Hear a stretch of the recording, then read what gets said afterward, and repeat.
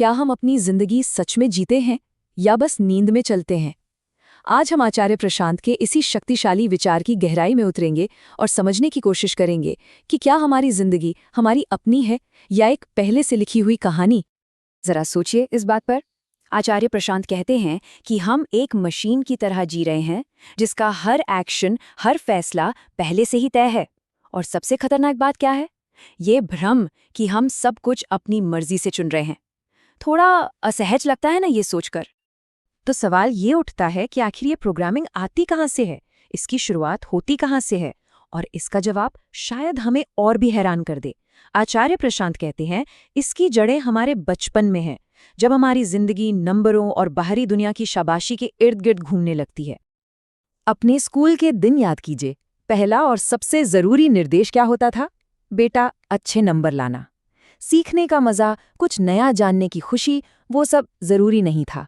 जरूरी था माता पिता का गर्व, उनकी तारीफ या फिर वो नया खिलौना जिसका वादा किया गया था।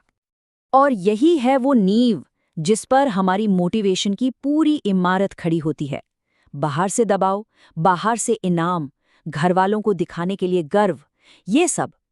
कभी किसी ने पूछा कि अंदर से क्या करने का मन है? हमारी अपनी जिज्ञासा, हमारी अपनी खुशी, उसका क्या? और ये नंबरों का खेल, ये बस बचपन तक नहीं रुकता, ये तो पूरी जिंदगी का सिलसिला बन जाता है। 11 साल की उम्र में अच्छे मार्क्स, 15 में बोर्ड के परसेंटेज, 17 में एंट्रेंस एग्जाम की रैंक, और फिर 25 में पहली सैलरी, और 40 तक आते आते प्रमोशन और नेटवर्थ। खेल बिल्कुल वही, बस मैदान बदल जाता है, नंबर बदल जाते हैं। तो क्या लगता है, बड़े होने पे हम इस जाल से निकल जाते हैं? क्या हम आजाद हो जाते हैं? आचार्य प्रशांत कहते हैं बिल्कुल नहीं। पटकथा यानी स्क्रिप्ट वही रहती है, बस जिंदगी के मंच पर किरदार और पर्दे बदल जाते हैं।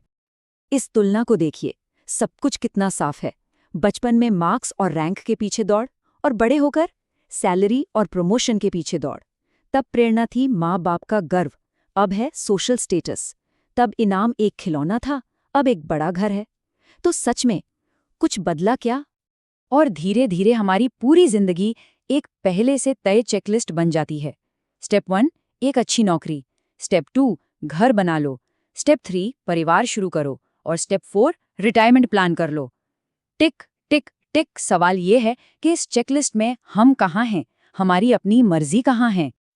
आचार्य प्रशांत का ये रूपक देखिए, बासी आटे की तरह खींची जा रही कहानी। सोचिए, एक ही कहानी जिसमें न कोई नयापन है, न कोई रोमांच, न कोई असली स्वाद, बस उसे खींचा जा रहा है, लंबा किया जा रहा है। तो चलिए अब कुछ ऐसे सवालों का सामना करते हैं जो शायद थोड़े चुभेंगे।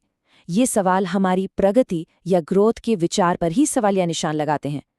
क्या हम सच में आगे बढ़ रहे हैं? पहला सवाल, अगर कहानी वही है, वही नंबरों का खेल, वही इनाम का लालच, तो फिर एक छठी क्लास के बच्चे में और एक 40 साल के अनुभवी पेशेवर में फर्क क्या है? विकास कहाँ है? गति कहाँ है? सीख कहाँ है? और सबसे बड़ा सवाल, विकास क्रम कहाँ है? हम एक इंसान के तौर पर आगे बढ़ भी रहे हैं या बस एक ही जगह पर घूम रहे हैं? हम बस अलग अलग वेशभूषा पहन लेते हैं, कभी छात्र की, कभी कर्मचारी की, कभी माता पिता की। लेकिन इस पोशाक के नीचे एक्टर तो वही है ना, जो वही पुरानी घिसी पिटी स्क्रिप्ट पढ़े जा रहा है। तो इस सब का, इस नींद में चलने का इलाज क्या है? आचार्य प्रशांत हमें एक ही दिशा दिखाते हैं, चेतना की, जागृति की, जिंदा होने और जागे हुए होने के बीच के फर्क को समझने की। तो नींद में चलने का असली मतलब क्या है इस संदर्भ में? इसका मतलब है जिंदा तो होना, पर जागे हुए ना होना।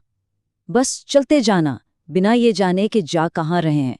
बस काम करते जाना, बिना ये जाने कि ये काम कर क्यों रहे हैं। सोचकर देखिए, कितनी अजीब बात है ये। और शायद सबसे दुखद बात तो ये है कि जिस कहानी को हम अपनी जिंदगी समझकर जी रहे हैं, वो हमारी है ही नहीं। वो एक उधार की कहानी है, एक ऐसी स्क्रिप्ट जो किसी और ने लिखी थी और हम बस उसे दोहराए जा रहे हैं। और ये सब हमें ला के खड़ा कर देता है आखिरी और सबसे जरूरी सवाल पर। क्या हम सच में जानते हैं कि हम कौन हैं? इस एक सवाल का जवाब शायद हमें इस लंबी नींद से जगा सकता है। इस पर जरूर सोचिएगा।